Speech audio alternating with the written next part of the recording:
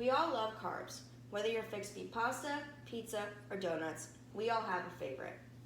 A key ingredient in these foods is gluten. A lot more foods contain gluten than we realize, such as sauces, spices, Chinese food, and even something as small as marshmallows. Imagine one day you found out you could no longer have these foods because your body cannot process gluten. According to the Mayo Clinic, celiac disease is an immune reaction to gluten, a protein found in wheat, barley, and rye. It is a small intestinal disease that affects how you absorb nutrients.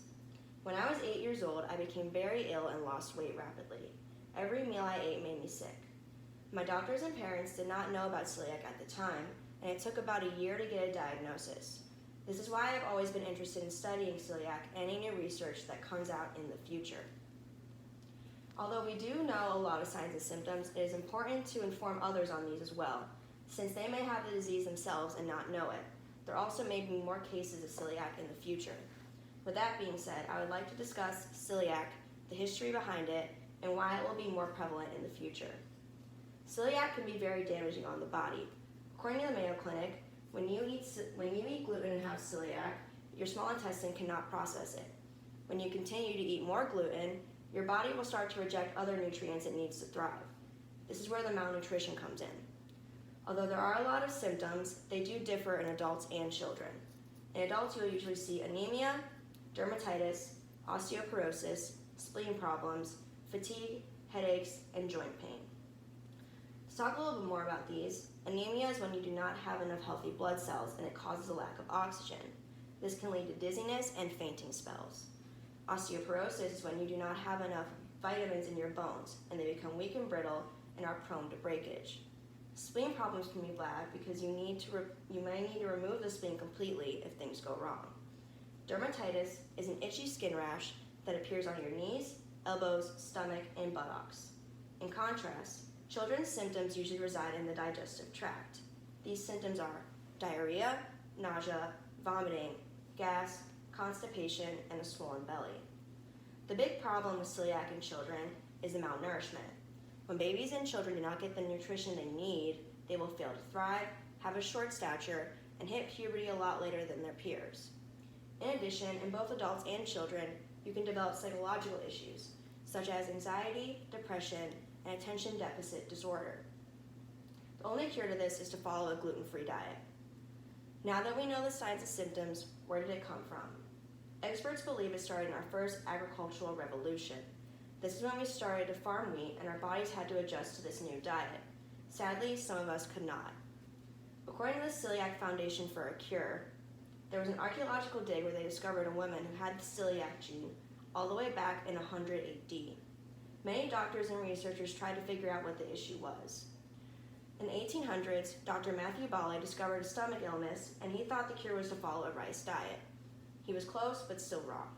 In 1887, Dr. Samuel G. conducted his first experiment where he tried to remove certain foods from his patient's diet. He even suggested following a banana diet. Sadly, he passed away before figuring out what the problem was.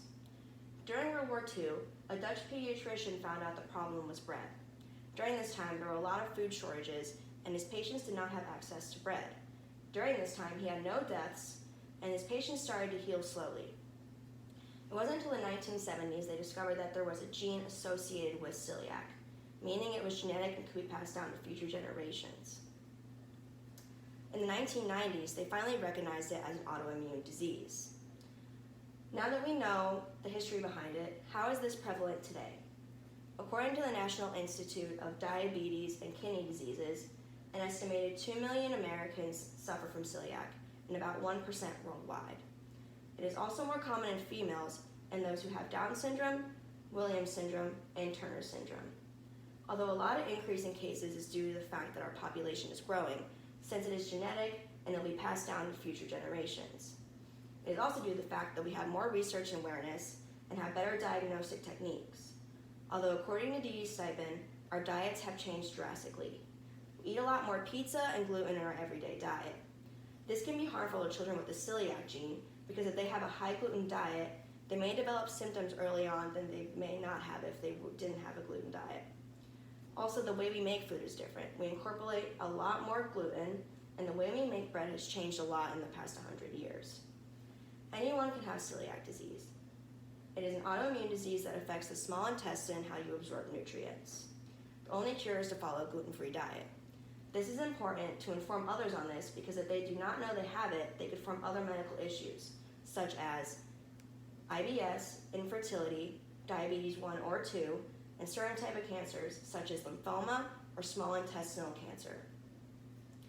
There are a lot of foods that have gluten, and thankfully in the past decade, a lot of companies have made better selections available for those who have to follow the diet. In the beginning, I talked about some of our favorite foods.